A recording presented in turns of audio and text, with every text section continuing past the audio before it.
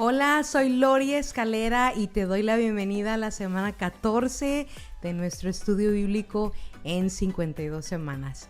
Esta semana vamos a presenciar cómo Israel transita de ser guiado por profetas a tener su propio rey y lo que eso significa para el corazón del pueblo. Así que acompáñame por 1 Samuel 4 al 24, donde veremos la caída del liderazgo de Elí, el surgimiento de Samuel como profeta, la petición de un rey, la unción de Saúl y su trágica desobediencia. También conoceremos a David, un joven conforme al corazón de Dios que comienza a brillar aún antes de llegar al trono. Esta semana no solo leeremos sobre política y guerras, sino que veremos teofanías, momentos en los que Dios interviene con poder, dirigiendo a su pueblo, manifestando su juicio y mostrando que Él sigue siendo el verdadero rey de Israel. Entonces, prepara tu corazón, abre tu Biblia y comenzamos con esta emocionante semana.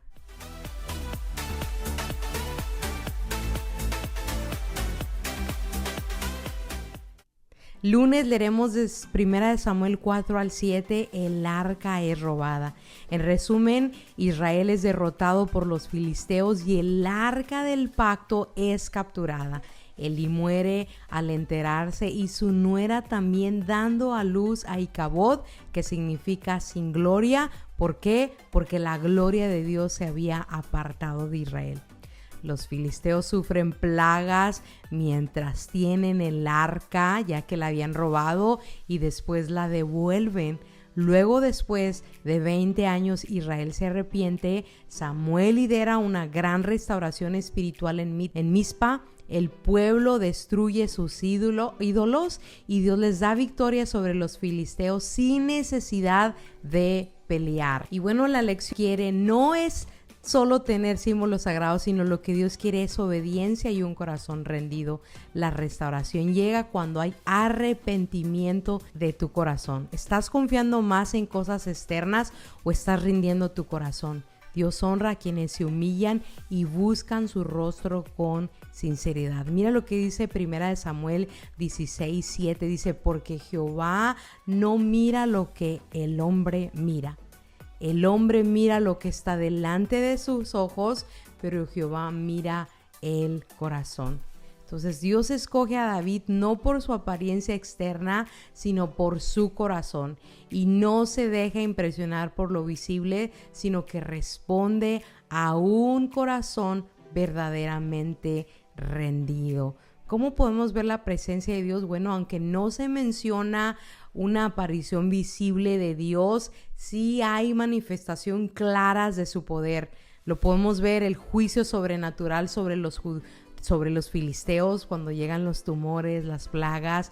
Vemos el trueno desde el cielo que confundió al enemigo cuando Israel oró. Fue una señal de la intervención divina de Dios.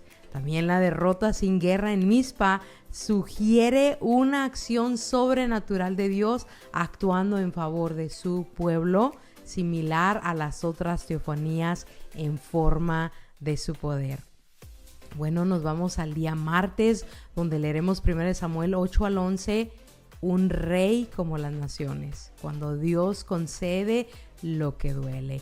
Y bueno, en resumen, Israel rechaza el liderazgo de Samuel y pide un rey como las demás naciones.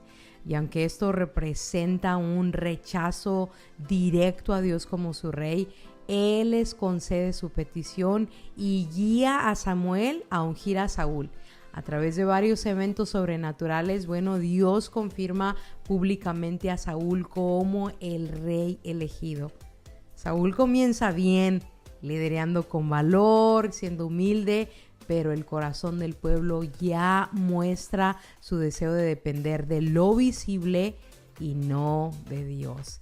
¿Cuál es la lección a aprender? Bueno, Dios permite lo que el corazón insiste en desear, aunque no siempre sea lo mejor.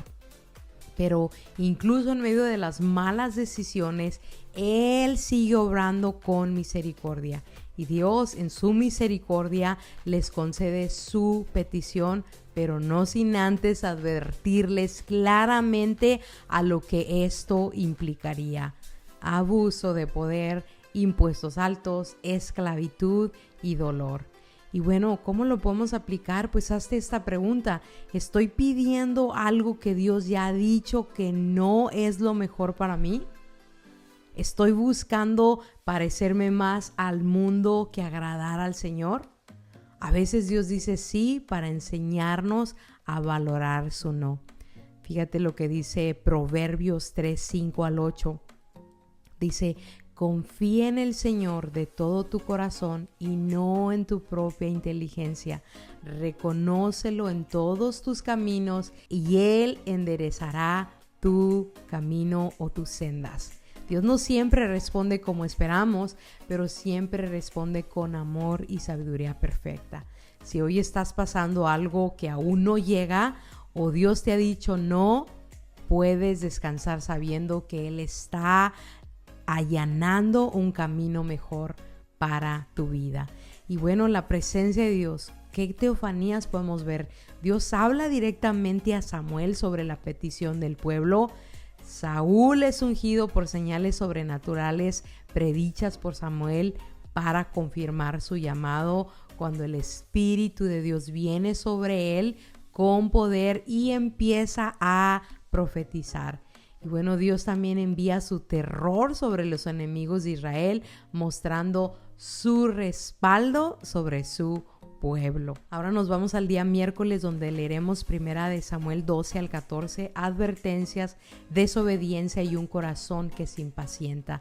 Bueno, en resumen, Samuel da su discurso de despedida como juez, recordando la fidelidad de Dios y advirtiendo al pueblo que tanto ellos como su rey deberán obedecer a Dios. Luego, Saúl enfrenta su primera gran prueba, desobedeciendo al ofrecer sacrificios sin esperar al profeta Samuel, y toma decisiones imprudentes como imponer un juramento que pone en peligro a su ejército y a su hijo Jonatán. Y aunque Jonatán actúa con fe y Dios da la victoria, la falta de discernimiento de Saúl comenzó a revelarse. ¿Qué podemos aprender? Que el liderazgo requiere obediencia a Dios y no solo valentía o buenas estrategias. Saúl comenzó con humildad, como lo hemos leído, pero su impaciencia y su autosuficiencia fueron señales de advertencia. Entonces, ¿cómo lo puedes aplicar? ¿Estoy esperando en Dios o tomando decisiones precipitadas? La obediencia a medias es desobediencia completa. Esperar en Dios es parte del proceso de confiar en Él. Mira lo que dice Isaías 40:31. Pero los que esperan a Jehová tendrán nuevas fuerzas, levantarán alas como las águilas, correrán y no se cansarán, caminarán y no se fatigarán. Esperar en Dios no es pasividad, es un acto de fe. En lugar de adelantarnos con decisiones impulsivas, podemos confiar en que Dios renueva nuestras fuerzas mientras esperamos y nos preparamos para lo que viene. ¿Cómo vemos la presencia de Dios? Bueno, Dios envía truenos y lluvias como señal sobrenatural durante el discurso de Samuel, manifestando su poder en ese momento exacto. Vemos también a Jonatán confiando en que Dios puede salvar con pocos o con muchos. Y Dios responde con confusión en el campamento filisteo, lo que implica una intervención divina silenciosa pero clara. Estas intervenciones marcan la continua presencia de Dios guiando y actuando aunque no se aparece visualmente. Jueves leeremos 1 Samuel 15 al 17, vemos la caída de Saúl, el surgimiento de David, el elegido de Dios. Y bueno, en resumen, Saúl recibe la orden de destruir por completo a Amalek, pero desobedece dejando al rey Agag con vida y guardando lo mejor del botín. Viene Samuel, lo confronta con una verdad poderosa, diciéndole la obediencia vale más que el sacrificio, y como resultado Dios lo rechaza como rey. Después Dios envía a Samuel a ungir a David, el hijo menor de Isaí, como hemos leído, y aunque David es un joven y sin fama, Dios ve su corazón. Y finalmente David, vemos cómo vence al gigante, una poderosa historia que leímos con una honda, pero más que nada una fe firme en el Dios de Israel. Entonces no fue la piedra, sino la fe que él tenía. Dios no se impresiona con lo exterior. Él busca corazones obedientes y confiados. La desobediencia de Saúl lo descalificó, mientras que la fe de David lo posicionó. Entonces, ¿estamos obedeciendo a Dios por completo o a nuestra propia manera? Dios honra la humildad, la fe y la obediencia, aún en los más pequeños. Lucas 11:28 dice: más bien dichosos los que oyen la palabra de Dios y la obedecen. Entonces, Dios no busca grandeza exterior, sino corazones dispuestos a obedecer. No importa cuán pequeños nos sintamos, cuando respondemos con fe y humildad, Él se glorifica en nuestra obediencia. Y bueno, la presencia de Dios en estos capítulos. Dios habla claramente a Samuel, dándole instrucciones sobre Saúl y David. También vimos y leímos en la unción de David, el Espíritu del Señor vino sobre él con poder desde ese día, lo cual vemos que es una señal espiritual muy significativa. Y también lo vimos en el enfrentamiento con Goliat, la victoria sobrenatural de David con una piedra. Es una muestra clara de que Dios pelea por Israel. Y aunque no hay una aparición visible, la acción directa de Dios, su voz y la presencia del Espíritu Santo marcan estas escenas como teofanías indirectas. Ahora vámonos al día viernes, donde leeremos 1 Samuel 18-20, la envidia, la amistad y la protección divina, y vemos cómo David huye por su vida. Y bueno, en resumen, después de la victoria contra Goliat, David se convierte en un héroe nacional, pero también en el blanco de la envidia de Saúl. Y aunque Saúl lo integra a su corte, sí, intenta matarlo varias veces. En contraste, David desarrolla una profunda amistad con Jonatán, el hijo de Saúl, quien lo protege a pesar de saber que David será el siguiente rey de Israel. Y bueno, David finalmente huye, iniciando su vida como un fugitivo. ¿Qué podemos aprender de esos capítulos? El favor de Dios sobre tu vida no siempre traerá aceptación humana. A veces provocará oposición, pero en medio del rechazo, Dios siempre provee aliados y su protección. ¿Cómo lo podemos aplicar? Bueno, hazte esta pregunta. ¿Estoy dispuesto a confiar en Dios incluso cuando otro se vuelve en mi contra? Él puede usar a personas claves, así como lo usó a Jonatán para David, para sostenernos en tiempos difíciles. Salmo 118:6 dice: el Señor está contigo, no tengas miedo. ¿Qué me puede hacer un simple mortal? Y aun cuando otros se levanten contra ti, Dios permanece contigo. Él no solo te protege, sino que muchas veces usa a personas fieles, como Jonatán, lo que fue para David, para animarte, apoyarte y recordarte que no estás solo. Ahora, la presencia de Dios, y aunque no se menciona una aparición divina, la protección sobrenatural sobre David es evidente. Escapa de lanzas, de emboscadas y de traiciones. Y la providencia de Dios se ve en la alianza con Jonatán y en el discernimiento que David tuvo para huir y en el hecho de que Saúl, a pesar de su poder, no pudo atraparlo. Entonces, Dios no se muestra de forma visible, pero su mano está detrás de cada escape y de cada acto de fidelidad. Su presencia se nota en el cuidado constante sobre la vida de David. Ahora nos vamos al día sábado, Salmo 11 y 59. El refugio en la persecución cuando el justo clama al Señor. En el Salmo 11, David afirma su confianza en Dios como un justo juez, aun cuando los fundamentos de la justicia parecen desboronarse. En el Salmo 59, escrito cuando Saúl envió hombres a vigilar la casa de David para matarlo, David clama por protección y justicia, reconociendo que Dios es su fortaleza y su refugio. ¿Qué podemos aprender? Bueno, cuando la injusticia nos rodea y parece que no hay salida, podemos confiar en que Dios ve, juzga con rectitud y protege a quienes le temen. Entonces, hazte esta pregunta: ¿dónde busco refugio cuando todo tiembla a mi alrededor? Dios no es solo un juez, Él es también tu escudo, tu fortaleza, pero Él es para quienes confían en Él en fe. Salmo 46:1 dice: Dios es nuestro amparo y nuestra fortaleza, nuestra ayuda segura en medio de angustia. Entonces, cuando todo a tu alrededor parezca inestable, no estás sin refugio.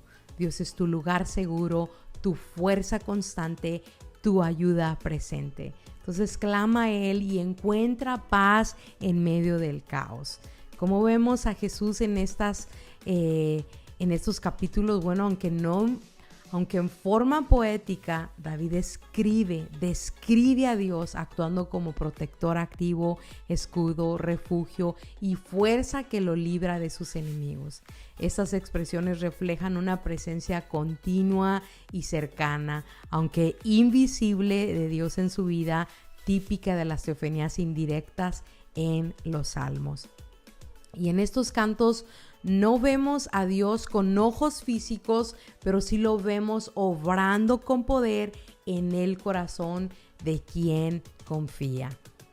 Y bueno, llegamos al día domingo, donde leeremos 1 Samuel 21 al 24. David está en el desierto, llegan las pruebas, hay misericordia y hay dirección divina. En resumen, David, ahora ya fugitivo, huye a Nob, donde recibe pan consagrado y la espada de Goliat. Luego finge locura en Gad para salvar su vida, se refugia en cuevas y hombres atribulados se le unen. Saúl continúa con su persecución, pero David, guiado por Dios, muestra misericordia al perdonarlo en 2 ocasiones. Uno en la cueva de Engadi y otra cuando pudo matarlo mientras dormía. David espera en el tiempo de Dios, aunque ya ha sido ungido como rey. ¡Wow! ¿Qué podemos aprender? Bueno, esperar en Dios y actuar con integridad, incluso cuando tienes la oportunidad de hacer justicia por tu propia cuenta. Demuestra confianza verdadera en la soberanía de Dios. ¿Cómo lo puedes aplicar? Bueno, pregúntate, ¿estoy tomando decisiones basadas en temor o en fe? ¿Estoy dispuesto a esperar en el tiempo perfecto de Dios, incluso si eso significa sufrir un poco más? Fíjate lo que dice Salmo 31, 14 al 15. Pero yo confío en ti, Señor. Digo, tú eres mi Dios. En tus manos están mis tiempos. No siempre entenderemos el cuándo de Dios, pero podemos confiar en quien está a cargo del tiempo. Aun cuando duela esperar, Él nunca llega tarde. Sus planes son mejores y su tiempo es perfecto. ¿Cómo vemos a Jesús en estos capítulos? Bueno, Dios guía a David por medio del sacerdote Abiatar y responde a sus consultas.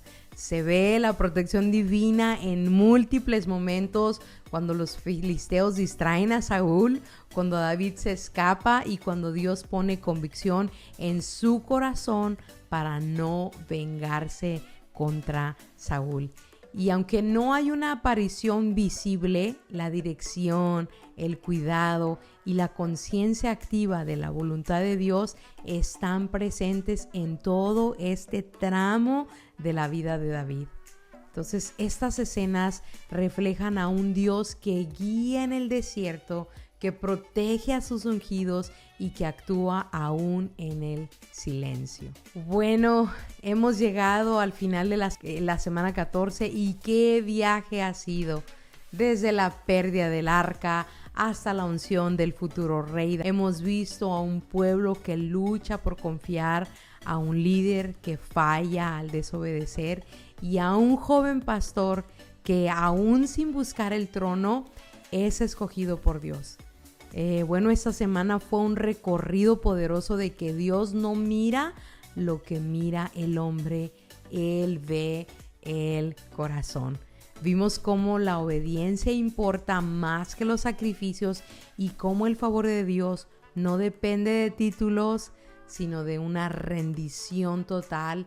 Y en medio de todo esto también vimos teofanías indirectas, manifestaciones del poder, la voz de Dios como el trueno en el Mizpa, la lección sobrenatural de Saúl, la guía divina en las batallas y la unción de David a través del profeta Samuel. Todo esto apunta a un Dios que no se ha escondido, sino que sigue activo, hablando y obrando en nuestras vidas. Así que quiero que te hagas esta pregunta hoy. ¿Estoy obedeciendo con todo mi corazón? ¿Estoy esperando en Dios aun cuando no entiendo sus planes? Bueno, la historia continúa, pero hoy recuerda que Dios sigue buscando corazones dispuestos. No se te olvide suscribirte a este canal y darle un like, compartirlos a las personas que puedan serle de bendición. Y bueno, nos vemos la próxima semana. Bendiciones.